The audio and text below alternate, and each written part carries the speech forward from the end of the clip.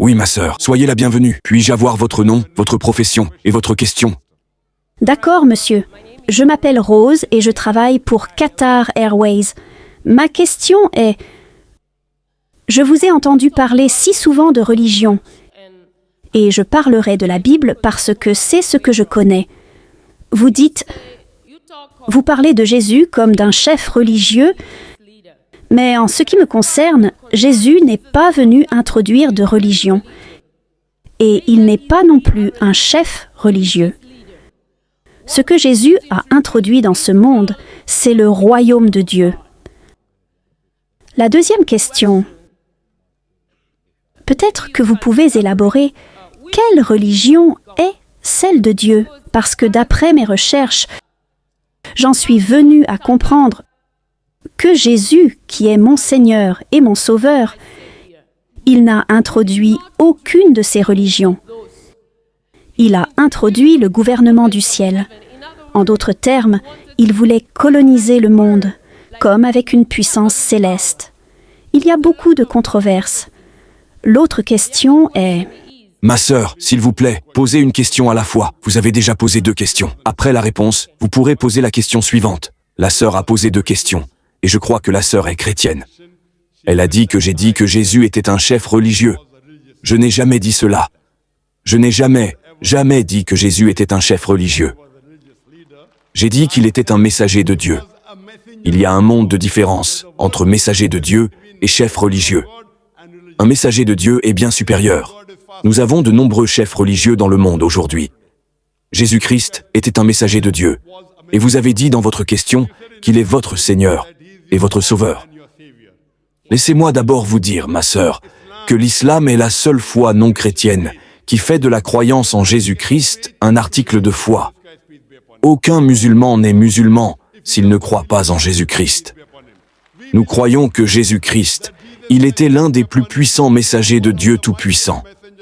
Nous croyons qu'il était le Messie, ce qui est traduit par Christ. Nous croyons qu'il est né miraculeusement, sans aucune intervention masculine, ce que beaucoup de chrétiens modernes aujourd'hui ne croient pas. Nous croyons qu'il a redonné la vie aux morts avec la permission de Dieu. Nous croyons qu'il a guéri les aveugles de naissance et les lépreux avec la permission de Dieu. Les musulmans et les chrétiens, nous allons ensemble. Mais on peut se demander, alors où est la séparation des chemins? La séparation des chemins est que la plupart des chrétiens croient, y compris vous-même, d'après ce que nous comprenons de votre question, que Jésus-Christ, Issa, alayhi salam, a revendiqué la divinité. Et la plupart des chrétiens croient que Jésus-Christ est Dieu. Permettez-moi de vous rappeler, ma sœur, je suis un étudiant en religion comparée. J'ai lu la Bible. Il n'y a pas une seule déclaration sans équivoque dans toute la Bible où Jésus-Christ lui-même dit « Je suis Dieu » ou bien où il dit « Adorez-moi ». Si, ma sœur, vous pouvez montrer une seule déclaration sans équivoque de n'importe où dans la Bible, une seule déclaration explicite de n'importe où dans la Bible, où Jésus-Christ lui-même dit « Je suis Dieu », ou bien où il dit « Adorez-moi ». Moi, Zakir Nek, je suis prêt à accepter le christianisme aujourd'hui. Je vous ai entendu dire cela plusieurs fois, monsieur. Je ne parle pas au nom des autres musulmans. Je suis prêt à mettre ma tête sur la guillotine. Il n'y a pas une seule déclaration sans équivoque. Écoutez bien ma question. Écoutez bien mon défi, ma sœur. Il n'y a pas une seule déclaration explicite, pas une seule déclaration sans équivoque, où Jésus-Christ lui-même dit « Je suis Dieu », ou bien où il dit « Adorez-moi ». Oui, ma sœur.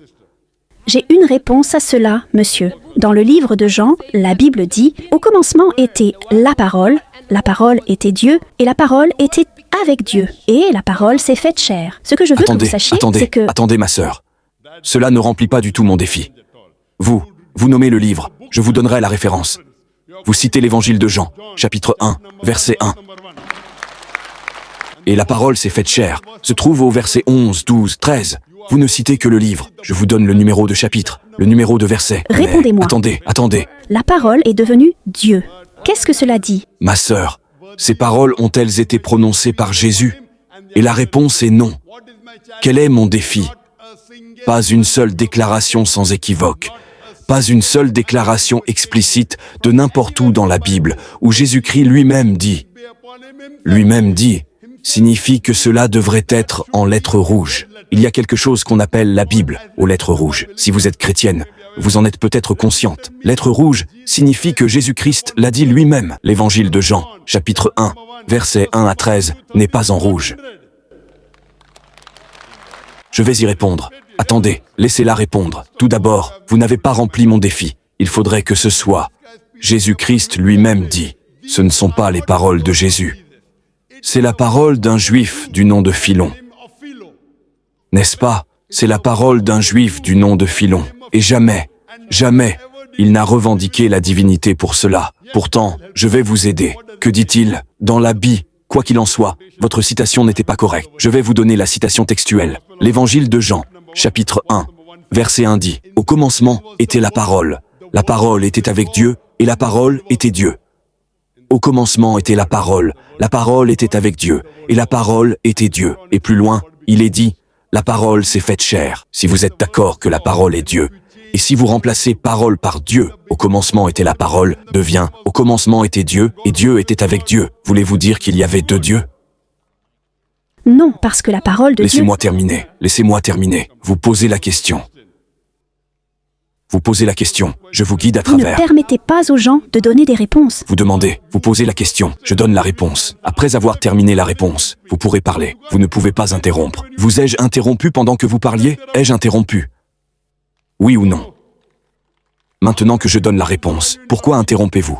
Laissez-moi finir la réponse. Ensuite, vous pourrez répondre. Point numéro 1. Vous n'avez pas rempli mon défi. Ce ne sont pas les paroles de Jésus. Tout votre argument tombe à l'eau. Pourtant, je réponds. Vous n'avez pas dit, vous devriez dire, désolé, docteur Zakir, ce ne sont pas les paroles de Jésus. Avez-vous dit cela? Non. Vous n'êtes pas honnête. Dites-le à l'audience. Dites-le à l'audience.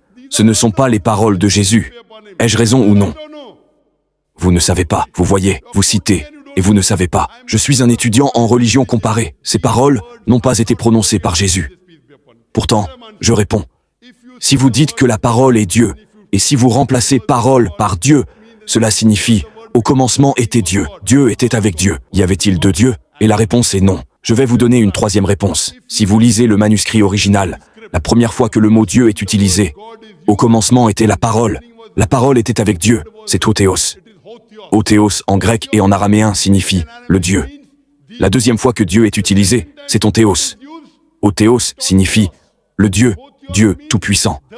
Onthéos signifie une personne pieuse. Mais malheureusement, dans la traduction, ils vous mènent en bateau.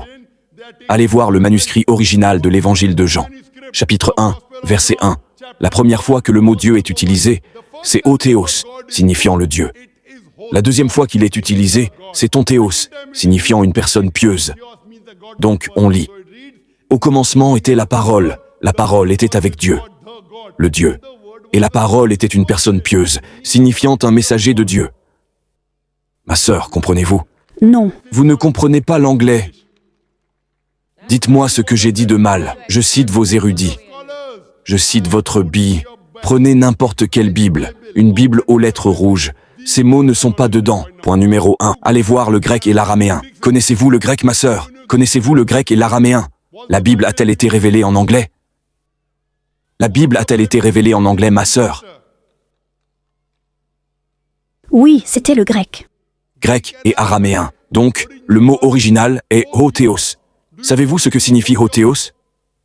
Rentrez chez vous et cherchez Othéos sur Google. Peut-être que je vous raconte des histoires. Monsieur. D'accord, Attendez, monsieur. Non. attendez. Othéos signifie le Dieu.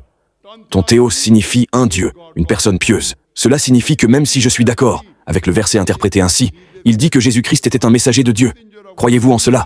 Non. Il est plus grand qu'un messager. Il n'est pas juste un messager. C'est une insulte d'appeler mon Seigneur un messager. Ma sœur, je vous ai posé une... Nous ferons quelque chose pour prouver quelque chose, monsieur. Eh bien, dites d'abord que ce que vous avez cité est faux. Convenez que c'est faux. Puis nous passerons à la question Je ne suivante. suis pas d'accord. Cela signifie que ce que vous avez dit, ce ne sont pas les paroles de Jésus. Cela signifie que vous trompez les gens. Vrai ou faux? Vous pensiez que je ne savais pas. N'est-ce pas? Non, je ne suis pas ici pour démontrer mes connaissances, monsieur. Ce Je n'est suis pas ici une question pour de démontrer... connaissance. C'est une question de Bible. Vous croyez que la Bible est la parole de Dieu, n'est-ce pas? Oui, Je ne crois pas que ce soit la parole de Dieu. Même si vous croyez que la Bible est la parole de Dieu, je connais mieux la Bible que vous. N'est-ce pas? Il y a une chose de connaître la Bible. Il y a une autre chose d'avoir la révélation de la Bible, parce que, vous savez, même quand Jésus est venu, les gens qui n'ont pas compris qui il était étaient les chefs religieux. Ils sont passés complètement à côté. Ils ne savaient pas qui il était parce Ma qu'il sœur, était caché. ma sœur, Et la ma parole sœur, du Nouveau Testament. Montrez-moi un seul endroit dans la Bible, une déclaration explicite, une déclaration sans équivoque, où Jésus-Christ lui-même dit « Je suis Dieu », ou bien où il dit « Adorez-moi ». Je suis prêt à accepter le christianisme, défi simple. Et vous ne pouvez pas montrer un seul verset de ce gros volume de la Puis-je Bible. vous poser une question, monsieur? Pouvez-vous vous séparer de votre parole? Pardon, Pouvez-vous séparer le docteur Zakir Naik de sa parole? pouvez-vous séparer? Pouvez-vous vous séparer de votre parole? Mais quelle différence cela fait-il que je le puisse ou non? Vous voyez, vous ne comprenez pas. Jésus est la parole de Dieu faite chair. Mais l'esprit religieux est trop limité pour les 5 sens. Jésus est la parole de Dieu, et lui-même, il est Dieu. La Bible dit qu'il lui a donné le nom qui est au-dessus de tout autre nom, qui est la parole de Chaque Dieu. messager reçoit la parole de Dieu.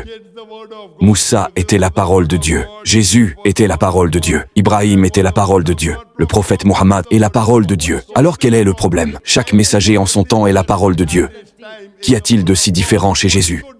Vous ne pouvez pas montrer une seule déclaration de votre Bible où Jésus a dit « Je suis Dieu » ou où il dit « Adorez-moi ». Et maintenant vous citez J'ai une réponse pour ça, monsieur. Depuis le début du monde, de la Bible, jusqu'au temps de Jésus, dites-moi lequel des messagers que vous appelez était capable de chasser les démons, de guérir les malades. Pourquoi? Parce qu'au début, seul Dieu avait le pouvoir de traiter avec le diable depuis la chute de l'homme dans le jardin d'Éden.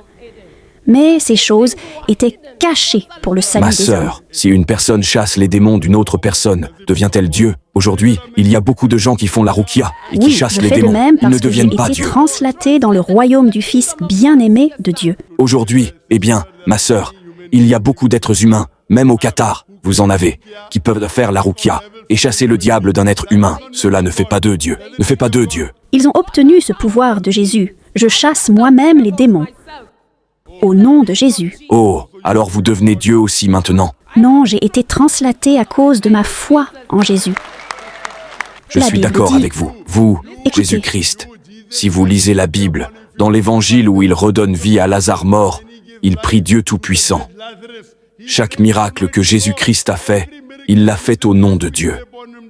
Il ne l'a pas fait de lui-même.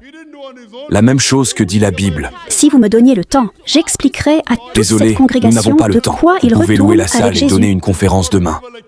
C'est le temps des questions-réponses. Vous ne m'avez pas répondu.